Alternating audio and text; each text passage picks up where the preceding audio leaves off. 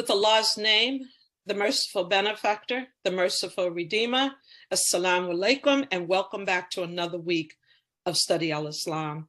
As always, it is so nice to share this precious time with each of you. Before we begin, let us open in prayer with Imam Abdul Sharif from North Carolina. Assalamu alaikum Muslim. A'udhu billahi minash shaitanir rajim. Bismillahir rahmanir rahim. Oh, Allah, guide us among those who guided aright, and preserve us among those who have preserved and befriended, and bless us in whatever we have us do. Grant us and deliver us from evils of what thou hast judged. For sure thou art the judge, and none can judge us against thee. Those whom thou hast befriended are not disgraced. Bless our entering to be by the gate of truth and honor. And likewise, bless our exit to be by the gate of truth and honor. Say, truth has arrived, and falsehood must surely perish. Grant us victory, grant us success, grant us complete trust in thee. Thou art our absolute authority.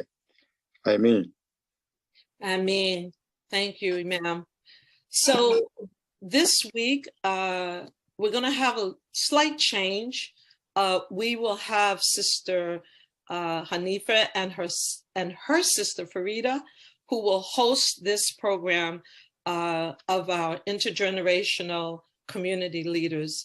The topic this week is on intergenerational community leadership and building interfaith relationships and partnership. Our first speaker is Fatimah Ali. Our second speaker is Sister Jayda Ahmed.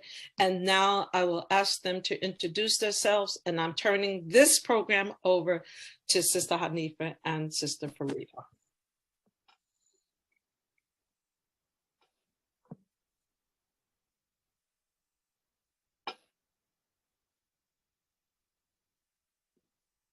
I don't see Sister Fatima anymore. Assalamu alaikum. She's having internet issues. She's gonna hop right back on. Okay.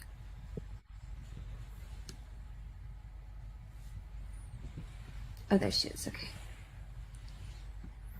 So while we're waiting for them, here's Fatima. Please go ahead.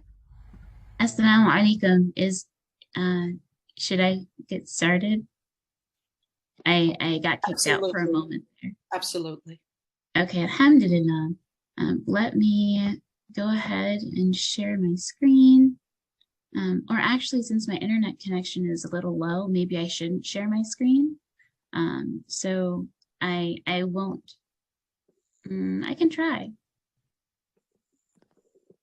But give it about a minute to load up, and then if not, just go from your heart, sis, inshallah. Okay, inshallah.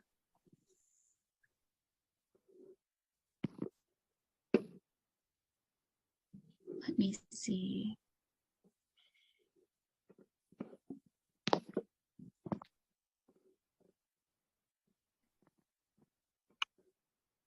While we're waiting for Fatima, I want you to know that these are our intergenerational leaders between the ages of 20 and 40.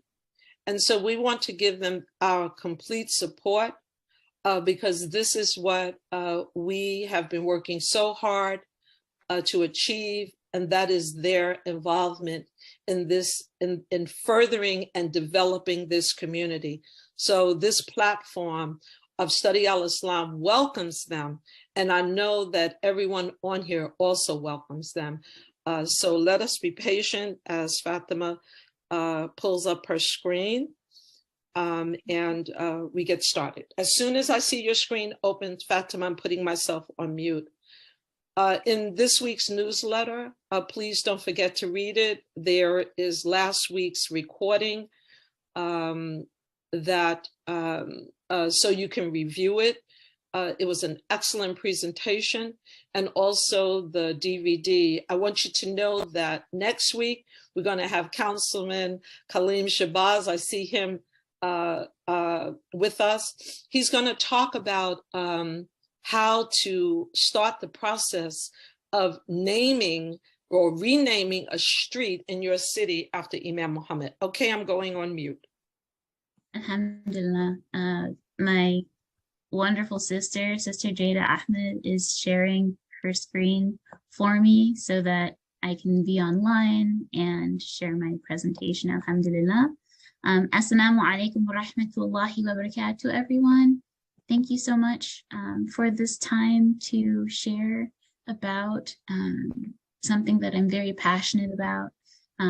Sister or Aunt Fitrah invited me on to study Al-Islam to talk about my experiences in interfaith dialogue and to talk more about how individuals can get involved in interfaith dialogue. So I'm very excited to be online with you today. Interfaith dialogue is incredibly dear to me. I am currently the Interfaith Ambassador at Mercy Community Center in Houston, Texas, and I have been involved in interfaith dialogue intentionally for the past 10 years, even before officially jumping into spaces where I had intentional conversations about interfaith dialogue with others who were seeking to do so.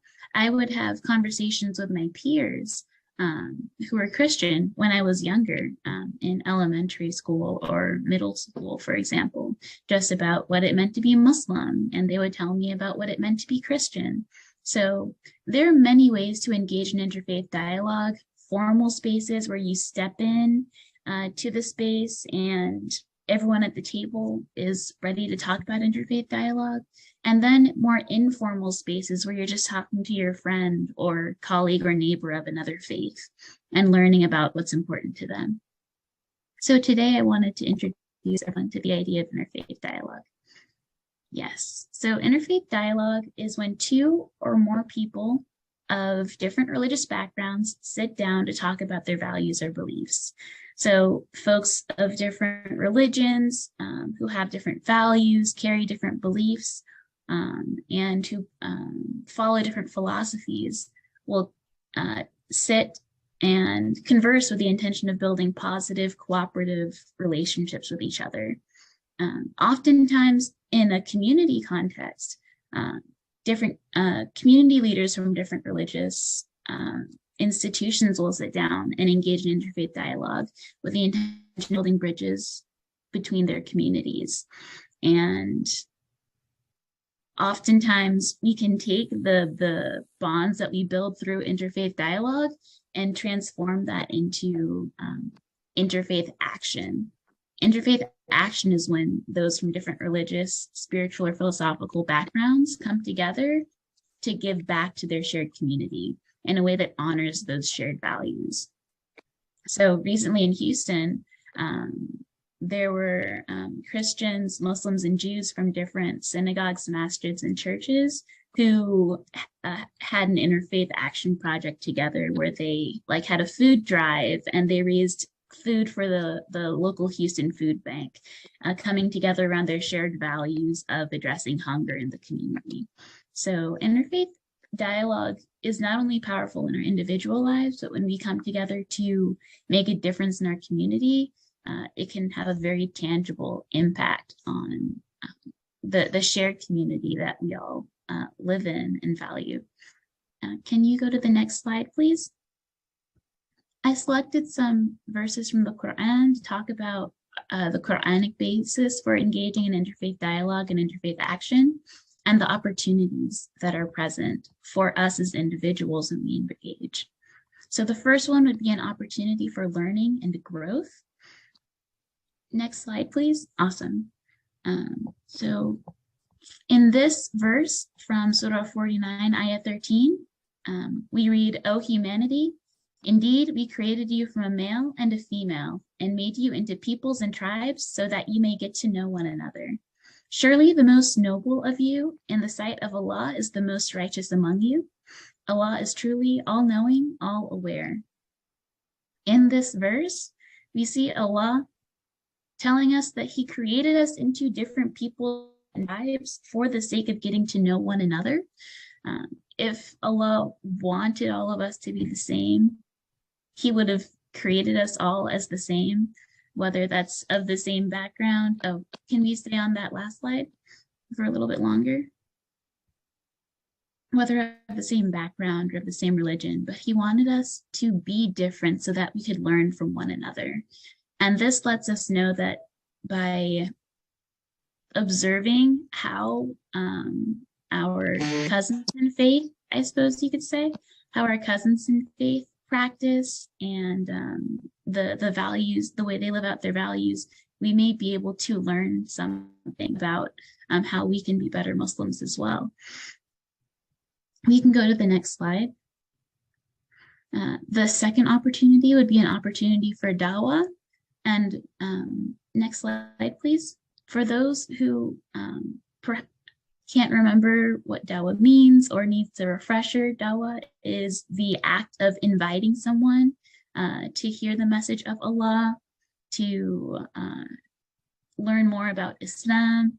And as Muslims, we're not called to convert anyone from their faith to our faith, but it is part of our responsibility to tell others about Islam.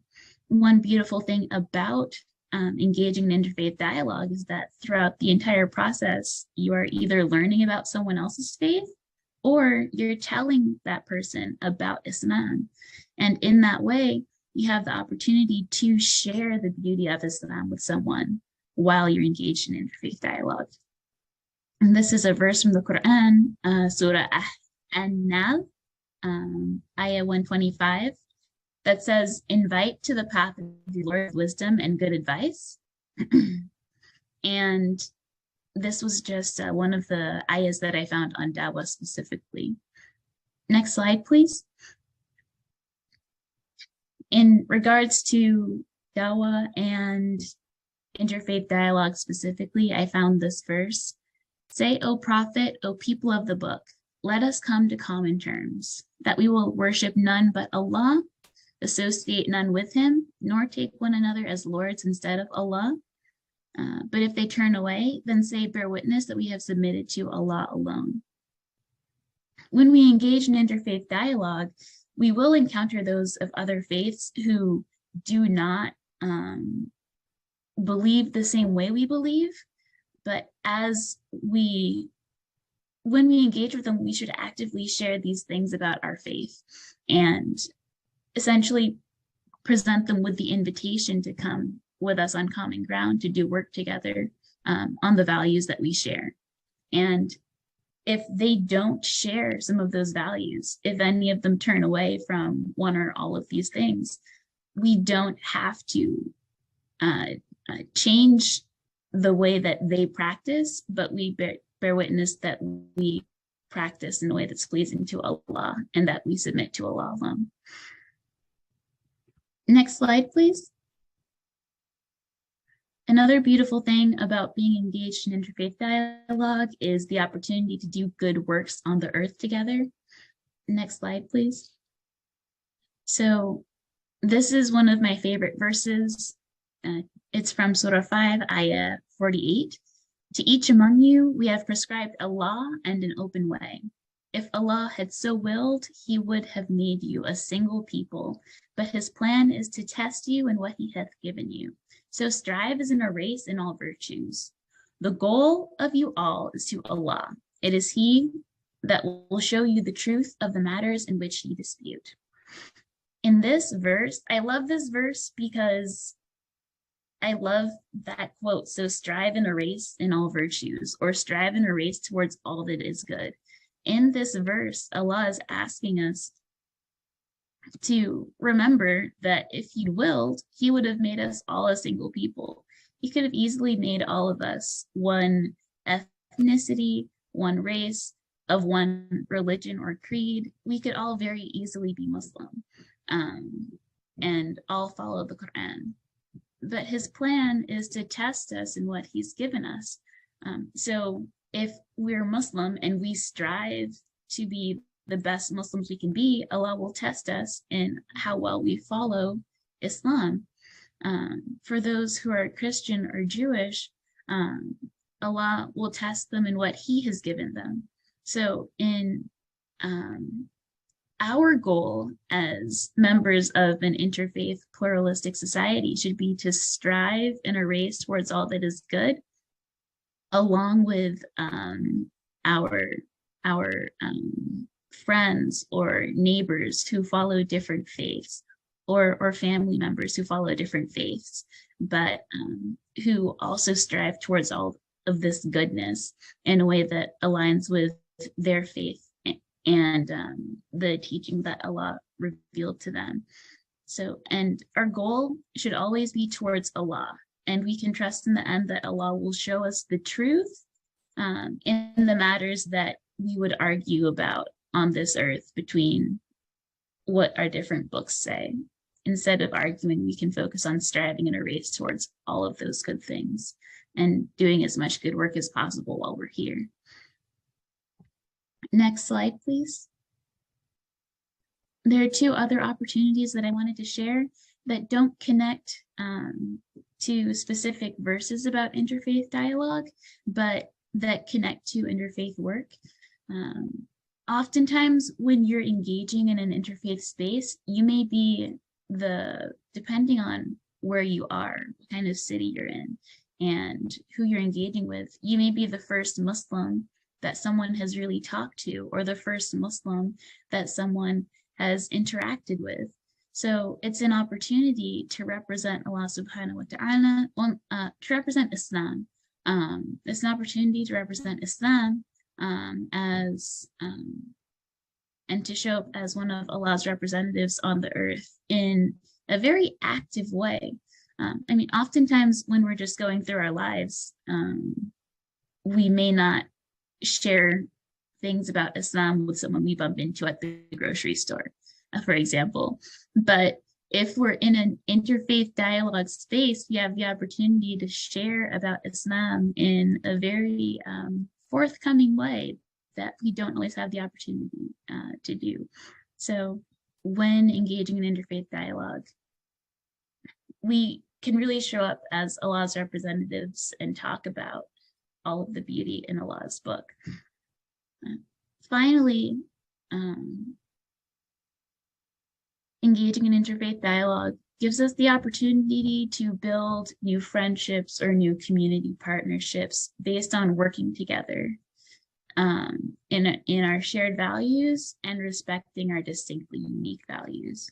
One of the things that I love about being engaged in interfaith dialogue is that there's the expectation that we're not all going to believe the same, and there's a certain amount of respect or tolerance or space that is made to say we will definitely differ in things. We can come around these shared values, whether it's feeding the sick or feeding the hungry or taking care of the sick or addressing poverty or promoting peace. Some of the younger groups that I've seen have wanted to like address climate change, for example, or taking care of the earth. We can come around these things that we have shared values about in our faiths. Next slide, please.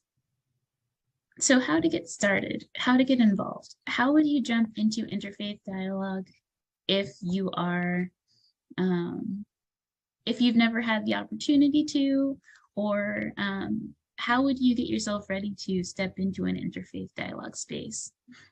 One thing that you can do is improve your understanding of your own faith, of Islam, of the Quran, of the life example of the Prophet, and of the reasons why you practice the way that you practice Islam.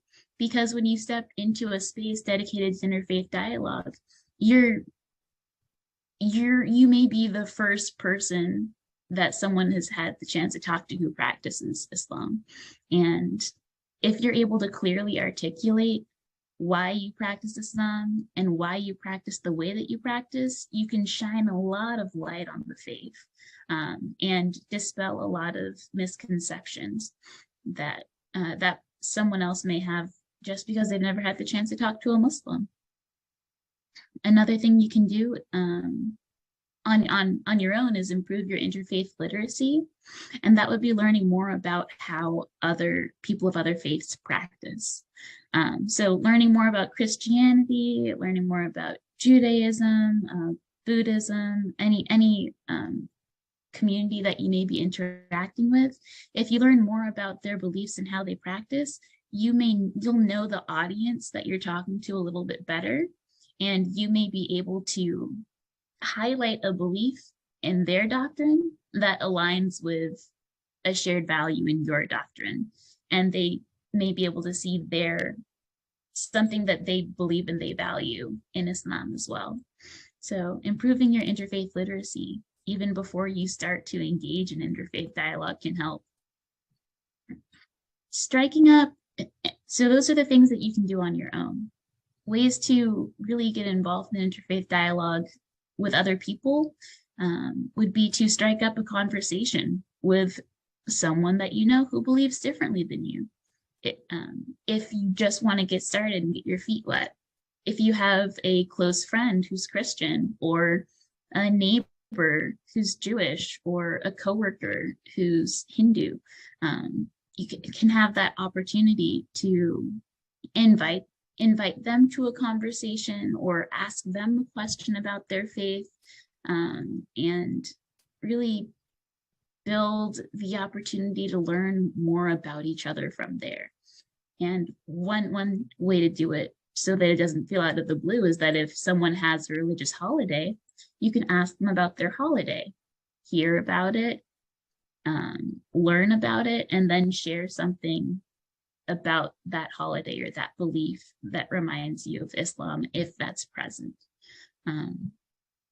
So that might be one way to strike up an interfaith conversation with someone in your circle already.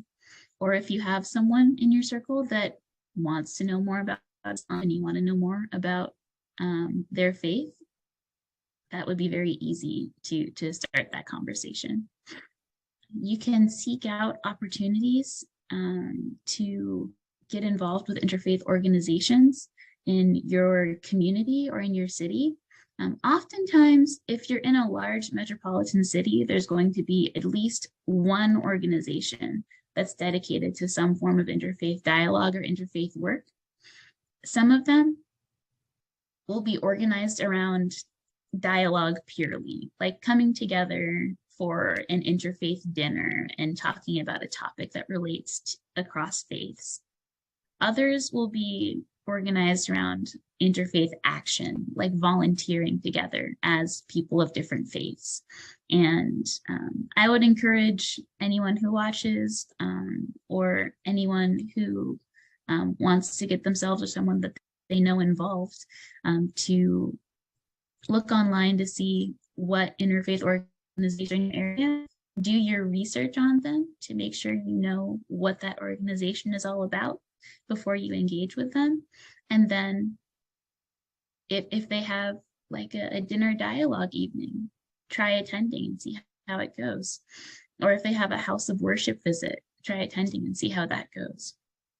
And the last thing I would say is that if you're of the younger, like millennial / Gen Z,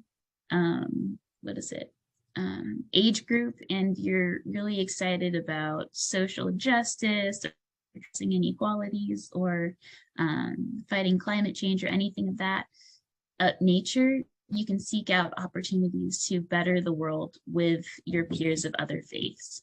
And as I mentioned, that could be looking for interfaith action opportunities, or just getting together with a circle of peers who believe differently than you but want to make a difference in the world, and taking that step to clean up your community or to address an inequality that you see in your community. Last slide.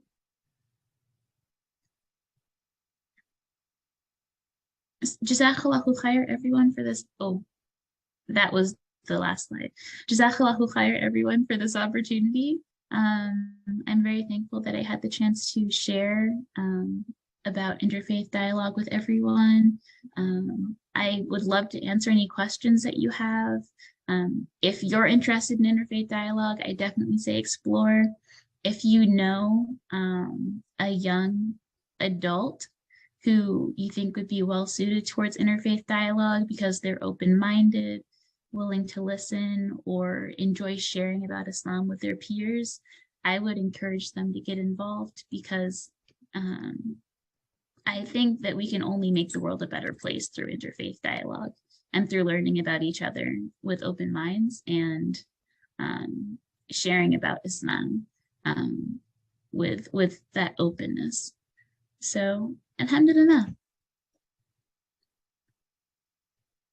Shukran. Thank you so much for just beautifully laying out what we're supposed to be about. I was curious about like some ideal settings. So I know college campuses are like fertile ground for, I think that's where we blossomed when we were in college with interfaith. Really, like Ramadan is so easy, right? It's so easy during Ramadan to do this. What other opportunities are like just little kind of experiments or petri dishes for like getting this stuff going? Okay, so college campuses, absolutely. I got involved in interfaith I was engaged in interfaith dialogue while I was on my campus. I would invite friends to Quranic text study, where we would talk about, the Quran or Hadith, and then to reciprocate, I would attend Bible study to learn more about their beliefs. I would invite folks to like Ramadan dinners, or someone might be interested in fasting with us. So there's always an opportunity there to create that interfaith dialogue. There's some organizations that will do programming targeted towards interfaith dialogue. So in Houston, Interfaith Ministries of Greater Houston is a really big organization that does interfaith dialogue programming. I was introduced to interfaith dialogue through Interfaith Ministries of Greater Houston, like formally. So back in 10th grade or 11th grade, I engaged in their iLead program, which was geared towards raising or introducing young leaders in their high school communities and their religious communities to the world of interfaith dialogue. So that's what I engaged in during my 11th and 12th grades in high school. And then after graduating and coming back to Houston, I joined Interfaith Ministries of Greater Houston's Young Professionals program. So that was geared towards creating opportunities for young professionals to visit houses of worship, engage in service projects that serve the community, and network with each other to build those cross-religious community partnerships. So I would say look for organizations that are geared towards creating those social opportunities, because I know in Houston, Interfaith Ministries will do a bunch of dinner dialogues and things of that nature, and there might be something in your community that does something similar. Shukran. There's a question about how many young adults are involved with you. Can you guesstimate about like the number of young adults involved with any of the organizations that are related to interfaith dialogue and action that you're involved in? Oh, sure. So I think that in my interfaith dialogue circles, we could definitely benefit from more young adult Muslims being engaged. I know that I've taken part in interfaith programs that were geared towards young adults. And at that point, there might have been like 20 young adults in the room, right? From different walks of life who showed up for this one program. Regularly in my neighborhood, or really in my community, for the young adult professional program I'm in, there's about 8 young adults who are in that program. But I'm the only Muslim who's in that program right now. So I would love to invite other young adult Muslims to engage in interfaith dialogue and to help introduce them to what that's like if they're interested. Okay, shukran. I was wondering if Jayda had something to add. Assalamualaikum. Walaikum salam. Alhamdulillah, beautiful presentation, Fatimah. in agreement to what everything Fatimah has shared. Interfaith dialogue is definitely a valuable component. And actually, alhamdulillah, I was able to connect with the Focaloid movement here in Atlanta, Georgia, and to be able to have dialogue amongst them and actually learn a lot about their movement and religion and everything. And so it was a really beautiful experience. So just to add on, I really think that young adults and also youth should really get involved in an interfaith dialogue. You learn a lot about relationships and connections for the community, for humanity and community. So alhamdulillah. Alhamdulillah. So, assalamu alaikum all. This is Hanifa, and wonderful presentation. I think also, as we are looking at our younger youth, you know, our school-age children, what type of things do you think we can do to encourage them to get dialogues going with, you know, their peers? I know for me, with my son, there's Muslims in his class, but, you know, when there's time for holidays, and I just say, just start asking, you know, the wali, what is it? You know, let's just, if they know about Islam, then you should know about them. So what would you think are some key things for younger kids, like grammar school age, to do to get dialogues going amongst their peers? Ooh, okay. I think that adults in the community can help create an environment where younger folks feel like they can talk about those things. I feel like you mentioned holidays. How awesome would it be if adults in the community were able to create like in partnership with adults from other faith communities, create like a festival or like an activity or like an event all around learning about each community's different holidays, right?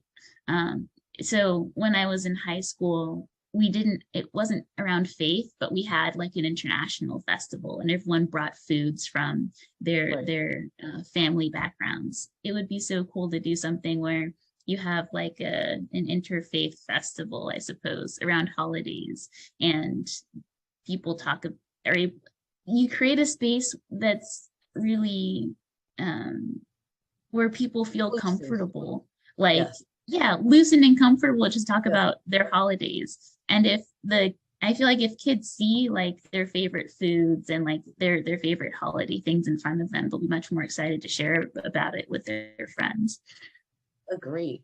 Okay, so at this time, we're going to let Jayda do her presentation. Alhamdulillah. Just introduce yourself. Alhamdulillah. Sorry, I done pulled up the PowerPoint before introducing myself. That's okay. Assalamu alaikum, everybody. My name is Jayda Hani Ahmed, and I'm currently located in Atlanta, Georgia. I am a community organizer, also known as community builder. Graduated recently with my degree in psychology and human services. And I am chair over this organization that me and my co-partner is going to talk about, Fatimah Ali. And inshallah, yes. Let me go ahead and share my presentation with you guys. So, yes, so alhamdulillah. So Muslim Culture Con, this is our logo. It is a developing organization.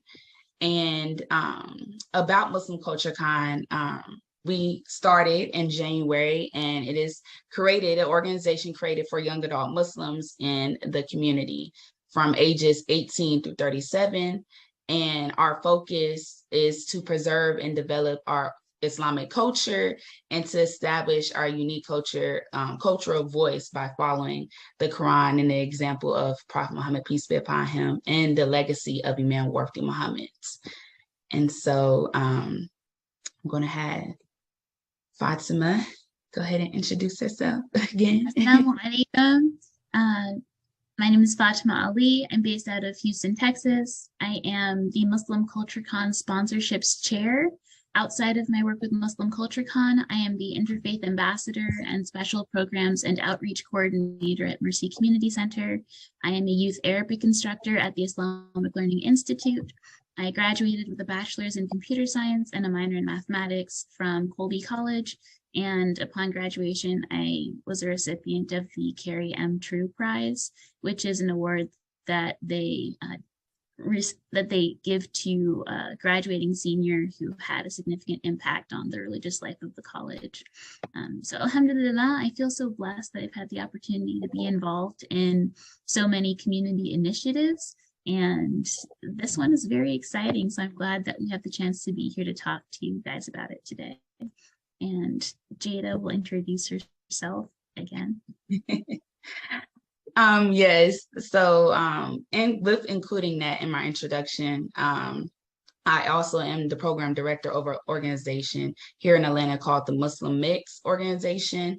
And as a Muslim leader in the community, I'm a strong advocate for building community life and also putting on programs and events for young adults and the youth. And so a little bit about Muslim Culture Con.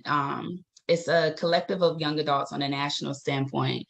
And it all started off of our drive and passion to really bring the young Muslims together. And so our mission is to strive and to prepare our young adult Muslims for both an individual and a collective success by providing the space and life skills necessary to responsibly establish our community. And so with that, we support and strengthen and celebrate our inherited legacy through the continued cultivation of our Islamic culture as young adults and supporting Imam Worthy Muhammad's vision for a model community, Muslim community. And we'll go to the next slide. Yes, and our vision for the organization is to create a space where young adults can build connections with fellow young adult Muslims in our shared national community who are navigating similar challenges and striving towards similar Islamic lifestyles. We want to create an environment where young adults feel like they can live firmly into their Muslim identities when it can feel challenging to do so in other spaces where maybe you're the only Muslim there. We want to create an environment that cultivates young adults into leaders. So any young adult who wants to take an active role in leadership in their community or in the larger national community, we want to create opportunities for them to receive leadership training. And overall, we want to be able to create this network of young adults where we can collectively contribute to the betterment of ourselves, our society, and our Muslim communities.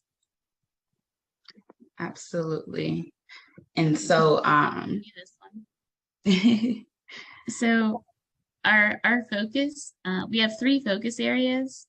One of them is brotherhood, sisterhood, and community. And that ties into the idea of really creating nationwide events, retreats, conferences, all of these spaces where young adults can come together and build those bonds of brotherhood, sisterhood, and community that are so important for our shared success and the success of our community life. Volunteer opportunities. We want to create as many volunteer opportunities as we can, and there are many ways to not only get young adults involved in bettering the community, but also for young adults to volunteer in engaging with Muslim Culture Con to contribute to the efforts that we're putting forth. And then creating opportunities for Islamic education, leadership training, business growth, government, and culture. Essentially, just helping create that incubator space where young adults can jump in and grow into all of these Islamic values, leadership values, values that would make us successful adults, not only in our communities, but as Muslims. Absolutely. And then to move forward, and also, alhamdulillah, coming up, we will be a part of the Time to Be Grateful conference. And so we're asking everybody to please inform your young adults to come out to be a part of the Time to Be Grateful conference, as Muslim Culture Con will be putting on events for the young adults as we come together and connect and be able to move forward, inshallah.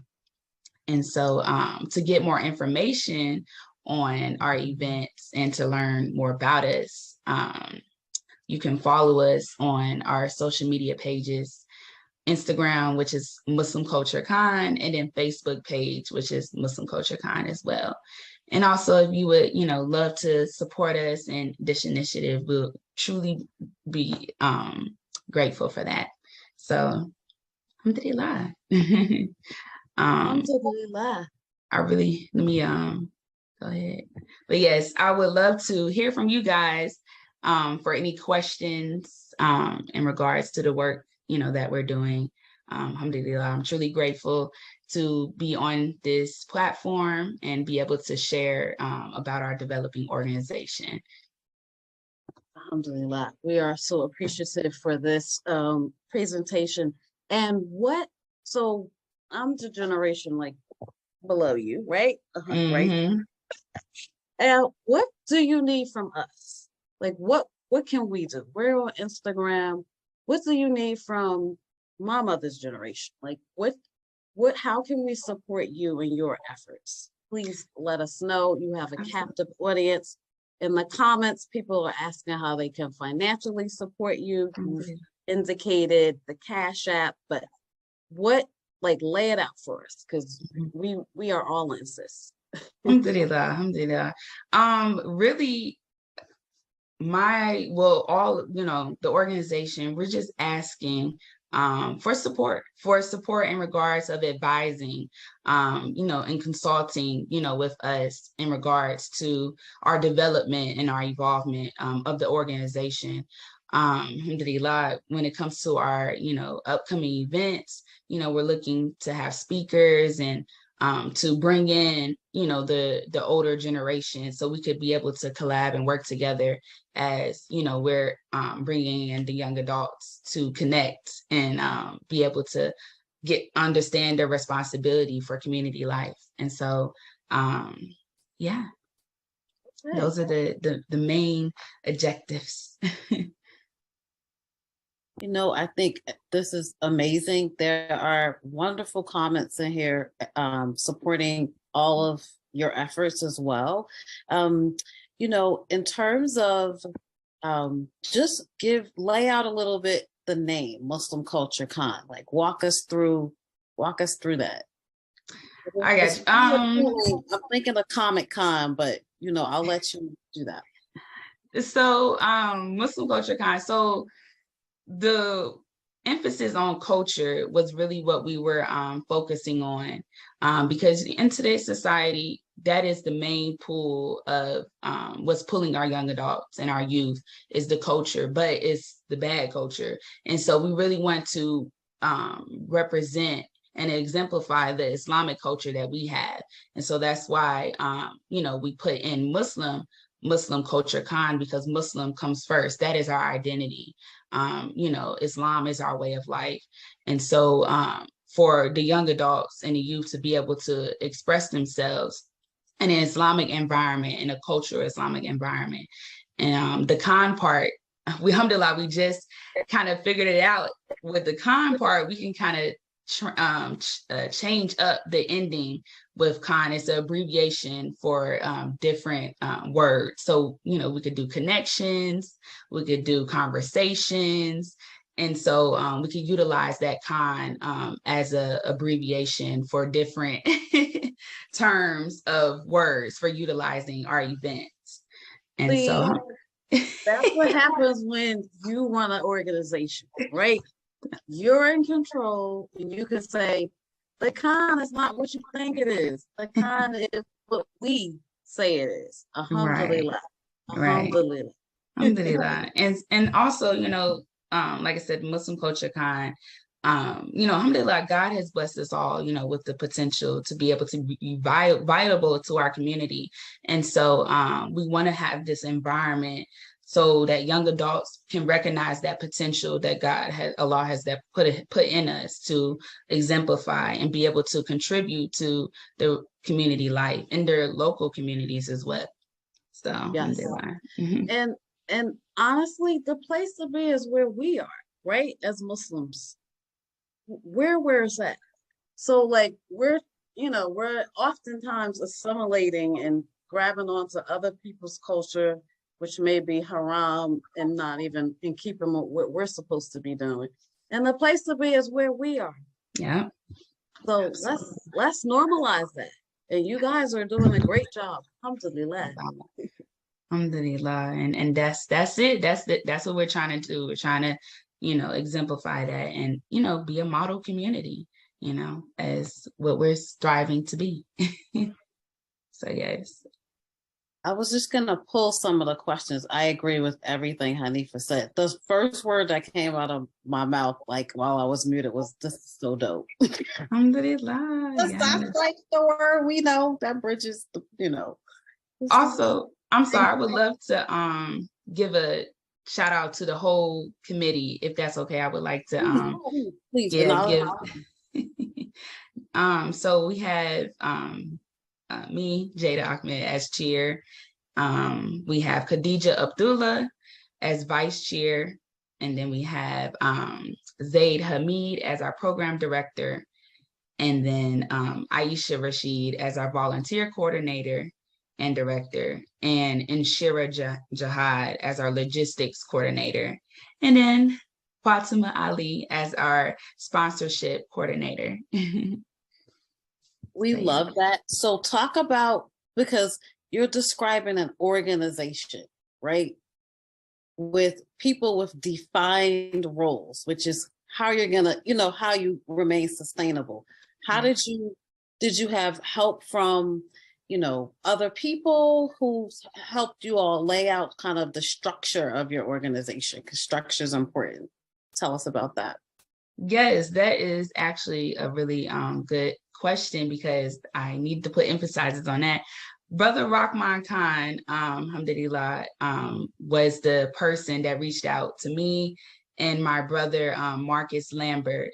They both were dealing with the national, I think it was called the National Young Adult Association, that was created a long time ago during Imam Warfi Muhammad's time. And Brother Rahman helped advise us, and my brother Marcus Lambert helped advise us in regards to the structure of our organization. And so, and supportive as well, we're looking for an advisory council to help develop our organization as we, you know, learn and evolve. But yes, that's how we started out. Alhamdulillah. So the support. That's amazing. I just read somewhere that, like, you know, about mission statements and vision statements, and then about manifestos, which are like just the thing you would say in the elevator, and like the doors closing, you got to say, what's Muslim culture con? I just wonder if y'all have like the 30-second thing that would make everybody go, oh, that. I mean, we're already on board, but what's the manifesto? Faith, culture, and community. Nailed it, sis. That's it. Hashtag That's it. Those three things. Let's drop a mic to that one. Okay. Yeah, that is it. That's it. Those three components, you know, is what we're really focusing in and really honing in as we develop this organization. And so, alhamdulillah, I'm excited. I'm curious to know, like, what your influences are I mean, I know we have like the use of chromas and who are really doing great work and, you know, through spoken word and just, you know, being visible. What are some of your influences? Yeah. So our influencers, alhamdulillah, we're still building on that part of getting people involved with the organization and being able to collaborate and you know, do our inshallah our upcoming events to have those influencers a part of MCC. So right now, alhamdulillah, we don't have any influencers yet on our organization, but we are looking for people to collab with and be able to work together in the development of this organization. So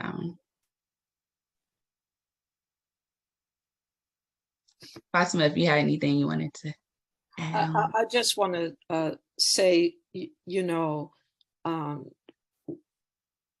that question, the acknowledgement of the pioneers in this community have been your influences.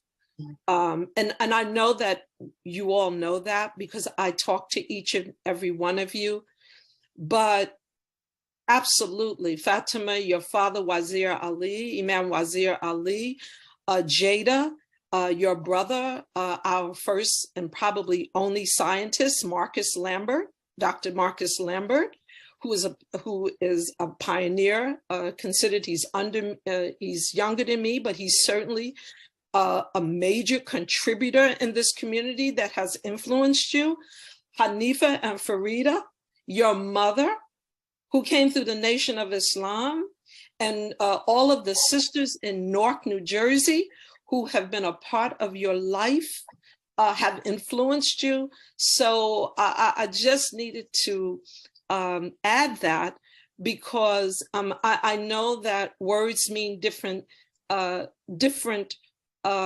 words have different impact and influence us in different ways in the categories that we're in. But as a pioneer in this community, you are the answer to our prayers, and we are all connected. And I know that each and every one of you have someone in your family, in your community. Fatimah, I know you are a community baby. Jayda and Hanifa and Farida, you are community babies who have grown up in this community. And we love you all. And so I had to say that. I needed to say that. You know that I'm straight to the point. Yes, that maybe just for clarity's sake, I just meant like, who do they vibe with? There you go. Who they vibe with? Who y'all vibing with? Okay. Because we are like, our DNA is this community, right? Yes. Just the foundation. Well, no, it's just, we literally, I can, you know, like doing my prayers and thinking like, Sister Makaya taught me this, Sister Quadria taught me this surah. So yeah, I just meant who they vibe with, who they vibe with. That's Well, you know, Imam Muhammad said words make people. My father used to say, words don't mean, people mean. And so you got 3 generations on here, and you know, we just representing our generations. Alhamdulillah, alhamdulillah. Okay, so my answer to the question is who are my inspirations, correct? If I were to talk specifically about, I'm not sure if, I think when I think of an answer to that question, instead of inspiration specifically, I think like, where did my foundation come from? And like, what model am I building off from, right? In regards to Islamic and religious leadership. And when I think about that, I think about growing up in the Masjid Warithudi Muhammad and Mercy Community Center communities, and being exposed to the leadership team from a young age and seeing how they led. When I was in middle school or high school, Masjid Warithudi Muhammad had like a youth leadership committee. So being on that committee with my peers at the time, watching initiatives be set up by leaders in both masjid communities, or initiatives set up by the founders of Camp Khalil, Bayina Khalil and Imam Hanif Khalil, just seeing folks from the parent generation and how they established things, so that my generation would have resources to build that sense of Muslim identity or to grow into Islamic leadership. And then now that I've reached young adulthood, I suppose you could say, I'm an adult, but I'm still in my 20s. So it still feels like I'm figuring life out, right? Now that I'm stepping into adulthood, I'm essentially in that position where I then have to ask myself, okay, so how do I continue creating spaces for folks like me and folks who are coming behind me to not have the same experiences, but to have, to have similar enriching experiences that can help them also create their foundation, or to reinforce the foundation that they already have. We're coming to the close, but I want to share with you what I once heard Imam Muhammad say, may he be in the highest place in paradise. Mm-hmm. He said, those who come after you, and I'm looking at he said, they're better than those who are here, because you have what we have, and then you are addressing the present situation of what's going on. So even though I made that comment about us, about my generation and older, and the experience of our enslaved ancestors have fueled your leadership in many ways and impacted it, I want you to know that your relevance is the continuation and the further growth of this community. And you represent that fresh look and the present day of the issues that are facing us that I have no strength to do. You have that energy, that positive energy. And so I know what are you guys laughing at? No, what? You say that energy, like we don't energize us. That's right. Yes. I'm like, we got that from y'all. Like, we're pulling on from that energy, that spirit, it has continued through us. And so I'm it has. But that's the point that I'm making. It has continued, but you guys have now accepted the responsibility, our community, our responsibility to carry this community. I no longer have that strength, nor the desire, but I'm and so it's so nice to see that you all represent the diversity in this community. And that is something that we are new at, is diversity. We have been laxed on the diversity, the diverse representation in our community, and you guys are representing that. So I want to say thank you for taking, and before I close in prayer, I do want to say to Hanifa, to the listeners, who's over 180 people on the line, that Hanifa and Farida are also organization leaders. And just quickly, Hanifa and Farida, tell us the organization that you lead once again. It's Girls Gone Hajj, LLC. Our mission is to inspire Muslim women to make Hajj ASAP.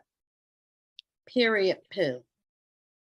And that's from your experience of making Hajj. Making Hajj in 2009 with the Al-Muwazzin Hajj group out of Philly, who also came up through the Islamic community of Imam Warthin Muhammad Rahimahullah. So that's our mission as well. We and we really want younger people to make it as well. So we have some instant connections with Muslim Culture Con now. So inshallah. That is so wonderful. And we are building bridges right here in our national community. Everything begins at home first. And so to see us all coming together 3 or 4 generations right here on this line. It is alhamdulillah. This is the vision that our leaders had for us. And I pray that our service is accepted by Allah and worship to him only. So I'm going to close by saying that next week is a very important program. Not that every program has been so invaluable, but next week we're going to have Councilman Kaleem Shabazz from Atlantic City, who's going to talk with us about the process and procedure of naming a street in your city after Imam Wadathuddin Muhammad. I think that's going to be an amazing project for all of us in our cities to take on. And so he's going to talk about the ordinances in his city, and hopefully they are similar to your city. Also, we're going to have a special presentation by Imam Rahman from Atlanta. And so let's look forward to next week, inshallah.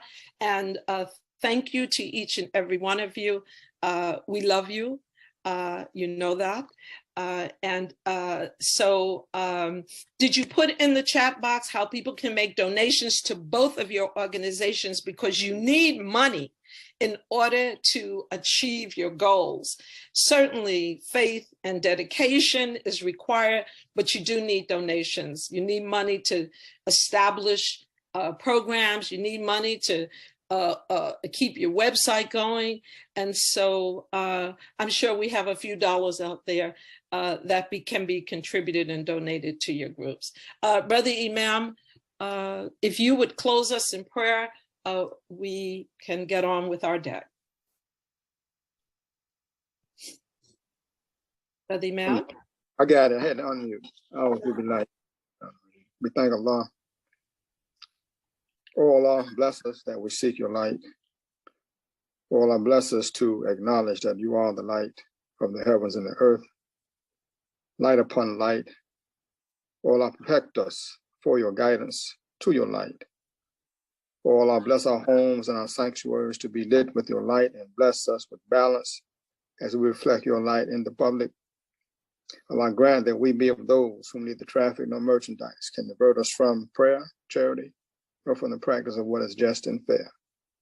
Allah, bless us to understand the things that endure good deeds are best in your sight as rewards and best as a foundation for hope. Allow our hope to keep us on the path of trust and great expectation as we come closer together as a human family. Allah, grant us that we guide and do justice in the light of truth, and not be used as an advocate by those who betray their trust. Allah, bless us to stand out firmly for justice as witnesses to you, O Allah, even as against our own selves, our kin, whether it be rich or poor, for you, O Allah, can best protect us all. O Allah, bless us to forever hold strong with the best of understanding to Al-Quran, the life example, Prophet Muhammad Sallallahu Alaihi Wasallam, and the tafsir and leadership of our Imam Warfi Muhammad Rahim Alayhi. Ameen. Ameen, ameen, ameen. Remember, with love, all things are possible. Assalamu alaikum. See you next week. Shalom.